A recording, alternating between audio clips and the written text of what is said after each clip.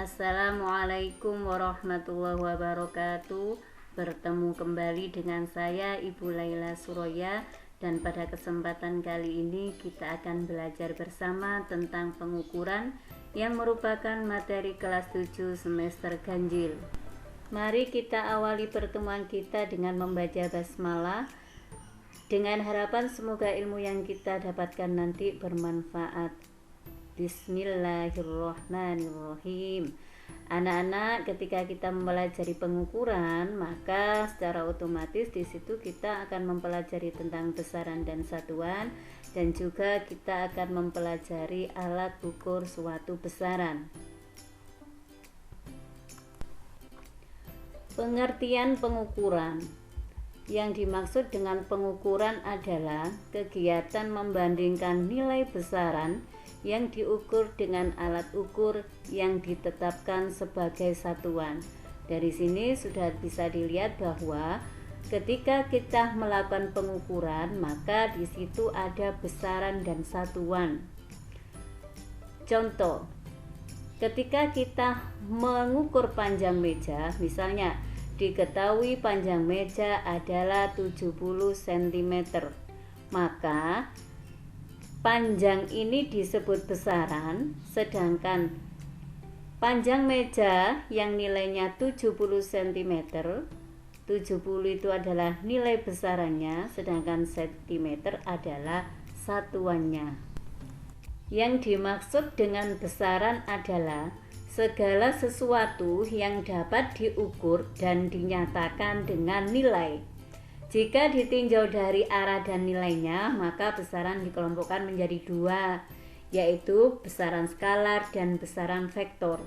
Yang dimaksud dengan besaran skalar adalah besaran yang hanya memiliki nilai tanpa memiliki arah. Contoh, massa, panjang, waktu, energi, usaha, suhu, kelajuan, dan jarak. Sedangkan yang dimaksud dengan besaran vektor adalah besaran yang memiliki nilai dan arah. Contoh, gaya, berat, kuat arus, kecepatan, percepatan, dan perpindahan. Sedangkan berdasarkan jenis satuannya, besaran dikelompokkan menjadi dua. Yang pertama adalah besaran pokok. Besaran pokok adalah besaran yang satuannya telah ditetapkan lebih dahulu dan tidak tersusun atas besaran lain. Besaran pokok ini terdiri atas 7 besaran pokok. Besaran pokok dan satuannya berdasarkan sistem internasional. Di dalam tabel berikut bisa dilihat, yang pertama adalah panjang, yang kedua massa, yang ketiga waktu, yang keempat suhu, yang kelima kuat arus listrik, yang keenam intensitas cahaya, yang ketujuh jumlah zat, berikut dengan simbol besaran, satuan internasional, dan simbol satuan masing-masing. Yang kedua adalah besaran turunan. Besaran turunan merupakan besaran yang satuannya diturunkan dari besaran pokok. Contohnya ketika kita menghitung luas. Luas merupakan panjang kali lebar, di mana panjang dan lebar keduanya merupakan satuan dari panjang. Bisa juga dilihat di dalam tabel. Kalian lihat luas, di situ satuannya adalah m kuadrat. Kenapa m kuadrat? Karena berasal dari panjang kali lebar, di mana panjang satuannya adalah meter, lebar juga meter, sehingga menjadi meter kuadrat. Berikutnya adalah satuan. Satuan adalah ukuran dari suatu besaran yang digunakan untuk mengukur. Jenis-jenis satuan ada dua. Yang pertama adalah satuan baku. Satuan baku adalah satuan yang telah diakui dan disepakati pemakaiannya secara internasional atau disebut dengan satuan internasional yang disingkat dengan SI. Satuan internasional ini ada satuan MKS, yaitu meter kilogram sekon, ada satuan CGS, yaitu sentimeter gram sekon. Misalnya, bisa dilihat di dalam tabel massa. Satuan MKS massa adalah kilogram, sedangkan satuan CGS massa adalah gram. Yang kedua adalah satuan tidak baku. Satuan tidak baku adalah satuan yang tidak diakui secara internasional dan hanya digunakan pada suatu wilayah tertentu. Contohnya adalah depa, hasta, kaki, lengan, tumbak, bata, dan langkah. Berikutnya adalah alat ukur. Alat ukur adalah sesuatu yang digunakan untuk mengukur suatu besaran. Berbagai macam alat ukur memiliki tingkat ketelitian yang berbeda. Hal ini bergantung pada skala terkecil alat ukur tersebut.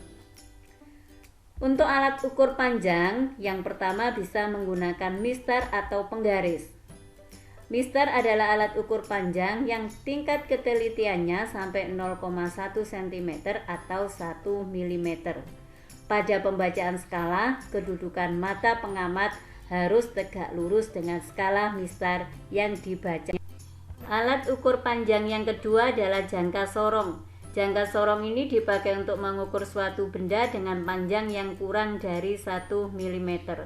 Tingkat ketelitiannya sampai 0,01 cm atau 0,1 mm. Umumnya jangka sorong ini digunakan untuk mengukur panjang suatu benda, diameter bola, tebal uang logam, dan diameter bagian dalam tabung. Jangka sorong memiliki dua skala pembaca. Yang pertama adalah skala utama atau tetap, yang kedua adalah skala nonius. Berikut adalah gambar dari jangka sorong. Alat ukur panjang yang ketiga adalah mikrometer skrup. Mikrometer skrup merupakan alat ukur panjang dengan tingkat ketelitian terkecil yaitu 0,01 mm atau 0,001 cm. Skala terkecil atau skala nonius pada mikrometer skrup terdapat pada rahang geser, sedangkan skala utama terdapat pada rahang tetap. Mikrometer skrup digunakan untuk mengukur diameter benda bundar dan plat yang sangat tipis. Berikut ini adalah gambar dari mikrometer skrup. Berikutnya adalah alat ukur massa. Alat yang digunakan untuk mengukur massa antara lain neraca pegas, neraca sama lengan, neraca duduk, neraca lengan gantung atau dacin, neraca Ohaus, dan neraca digital. Berikut adalah gambar dari macam-macam alat ukur massa. Alat ukur waktu adalah alat yang digunakan untuk mengukur waktu berupa jam, stopwatch, dan jam atom. Berikut ini adalah gambar dari alat ukur waktu. Berikutnya adalah alat ukur suhu. Alat ukur suhu adalah termometer dan ada banyak jenis termometer.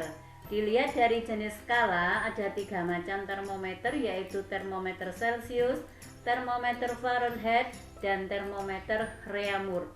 Sedangkan ditinjau dari bahan termometrik yang digunakan, juga ada 3 jenis termometer yaitu termometer gas, termometer zat cair, dan termometer zat padat. Berikut adalah alat ukur untuk massa jenis. Massa jenis termasuk besaran turunan yaitu sama dengan massa dibagi dengan volume. Oleh karena itu, untuk menentukan massa jenis suatu benda, kita perlu 2 alat ukur, yaitu alat ukur massa yang berupa neraca dan ada alat ukur volume bisa menggunakan penggaris untuk benda yang teratur bentuknya atau menggunakan gelas ukur. Cara lain untuk mengukur volume benda adalah dengan memasukkan benda langsung ke dalam gelas ukur. Alhamdulillah, selesai sudah pertemuan kita hari ini. Jangan lupa like dan juga subscribe-nya, dan semoga kita bisa bertemu di lain waktu. Terima kasih saya ucapkan dan saya akhiri. Assalamualaikum warahmatullahi wabarakatuh.